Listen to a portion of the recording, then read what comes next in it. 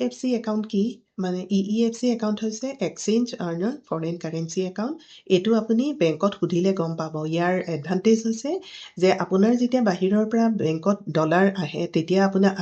INR conversion কৰিব ধৰোঁতে আপোনাৰ চাৰ্জেবল হয় গতিকে আপোনাৰ যদি ছাপোজ আপুনি আজিৰ দিনত আপুনি অৰ্ডাৰ দিলে $1 = 82 rupees আছিলে কিন্তু আপোনাৰ যেতিয়া পে'মেণ্টটো আহি গ'ল 80 হ'ল তেতিয়া আপোনাৰ চিধা আপোনাৰ $2 আপোনাৰ কমি গ'ল মানে গতিকে সেইটো নহ'বৰ কাৰণে আপুনি ছাপোজ আপুনি ইম্পৰ্টো কৰে তেতিয়াহ'লে আপোনাৰ যেতিয়া পে'মেণ্টটো আহিব আপুনি বেংকে যদি আপোনাক সোধে যে আপোনাৰ পে'মেণ্ট আহিছে তেতিয়া আপুনি EEFC একাউণ্টটোত আপুনি তাতে পইচাটো ডলাৰটো জমা কৰি থ'ব আৰু ইন কেছ যদি আপুনি ইম্পৰ্টাৰো হয় তেতিয়াহ'লে আপোনাৰ ডলাৰ কনভাৰ্চন নকৰাকৈ আপুনি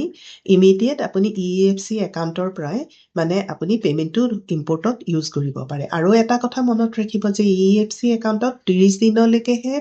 মানে পে'মেণ্টটো থাকে আৰু ইন কেছ যদি আপুনি 30 দিনৰ ভিতৰত একো নকৰে বা ইউজ কৰা নাই বা তাতে পৰি আছে তেতিয়াহ'লে কিন্তু সেইটো অট'মেটিক আপোনাৰ